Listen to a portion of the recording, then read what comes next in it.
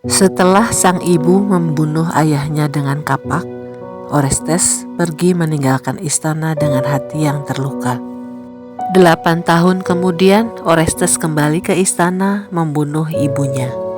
Dendam terbalas dibayar penderitaan, karena Erinys mengejar dan mengganggunya setiap saat, hingga akhirnya Dewi Athena membebaskannya dalam sidang. Kisah Orestes telah menjadi inspirasi selama berabad-abad bagi banyak penulis dan seniman. Namun meskipun telah dibebaskan Athena, Orestes tetap belum pulih sepenuhnya. Orestes masih mengalami gangguan Erinys dan menghabiskan waktunya di tempat tidur karena serangan penyakit ganas di dalam pikirannya. Karena penyakitnya hanya pulih sesekali, kemudian Orestes mencari pertolongan kembali di kuil Apollo di Delphi. Tapi Apollo tidak dapat membebaskannya dari Erinys. Apollo yang merasa kasihan pada Orestes menyuruh Orestes pergi ke negeri Tauris. Kata Apollo kepada Orestes, Ambil patung Dewi Artemis yang ada di kuil kota itu, lalu bawa ke Athena. Hanya dengan cara itu dirimu akan selamat dari para Erinys. Tauris, sekarang disebut Crimea, adalah semenanjung di pantai utara Laut Hitam.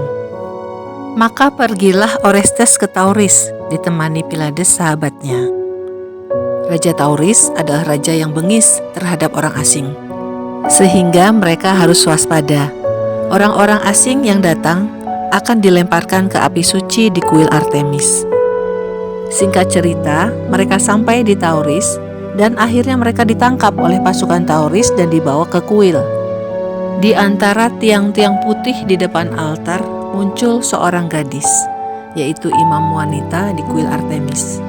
Komandan pasukan melaporkan bahwa orang asing itu melanggar perintah raja dan harus dikurbankan pada Dewi Artemis. Imam wanita itu menjawab, "Mereka akan mati, kalian pergilah."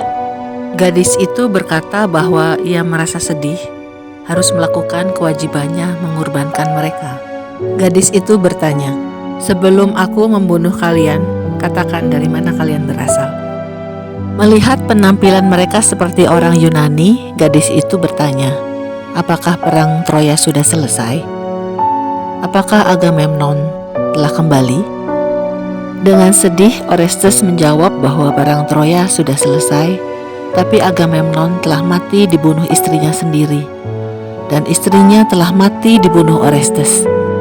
Gadis itu terkejut dan berkata, "Sebagai imam Dewi Artemis, aku dapat menyelamatkan salah satu dari kalian. Dan sebagai ganti nyawanya, aku minta jasanya, yaitu membawa pesan untuk seseorang di Mykenae." Dengan segera Orestes menjawab, "Ya, sahabatku Pylades yang akan melakukan jasa itu bagimu." Pylades tidak setuju dan mereka berdebat. Sementara itu, gadis itu menulis surat di kertas papirus. Gadis itu lalu membebaskan Pylades dan mengatakan, "Ini pesanku, kupercayakan kepadamu. Berikan pada Orestes putra Agamemnon.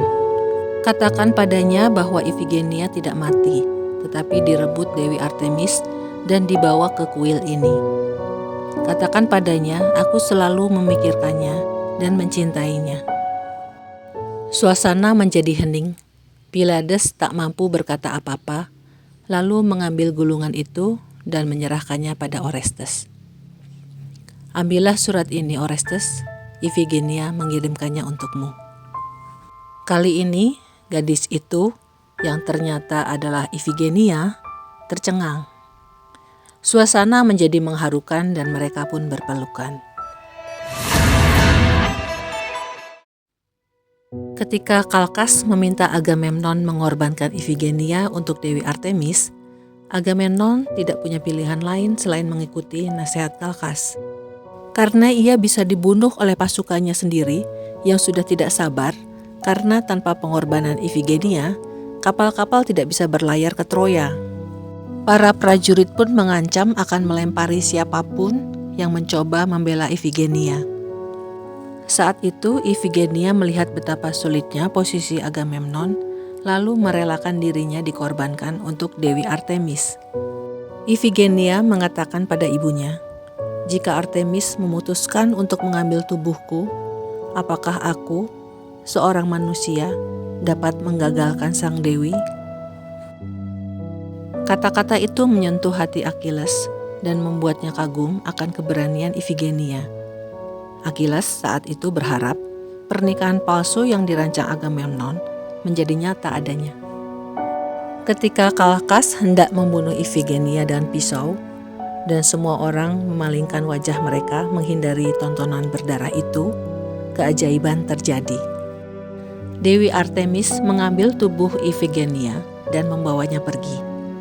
Pisau Kalkas akhirnya menyentuh leher seekor rusa yang dibawa oleh Artemis. Ifigenia dibawa Artemis ke kuilnya di Tauris dan menjadi imam atau pendeta di kuil tersebut.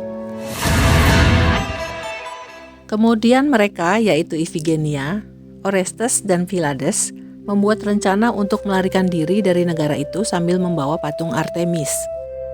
Ketika sang raja melihat dan bertanya mengapa patung Artemis itu dipindahkan, Ifigenia menjawab bahwa laki-laki asing yang datang itu tidak murni karena telah membunuh ibunya sendiri dan datang ke kuil, sehingga patung perlu dibersihkan dengan air laut. Singkat cerita, mereka berhasil melarikan diri sambil membawa patung Artemis itu. Setelah sempat terdampar di sebuah pulau karena terbawa angin, kapal Orestes akhirnya berhasil mendarat di Yunani dan kemudian mereka sampai di Delphi. Sementara itu, seseorang mengatakan pada Elektra, kakak Orestes, yang juga merupakan kembaran Ifigenia, bahwa Orestes telah mati di Tauris karena dikorbankan untuk Dewi Artemis. Di istana, Aletes, anak Clytemnestra dan Aegisthus, merebut kekuasaan di Mykenae. Kemudian Elektra melakukan perjalanan ke Delphi untuk menanyakan tentang kematian saudaranya. Elektra tiba di Delphi bersamaan dengan sampainya Ifigenia dan Orestes di tempat itu. Elektra hampir saja membakar Ifigenia dengan obor yang ada di altar, karena informasi mengatakan bahwa Ifigenia lah yang membunuh Orestes. Untung saja kemudian Orestes muncul.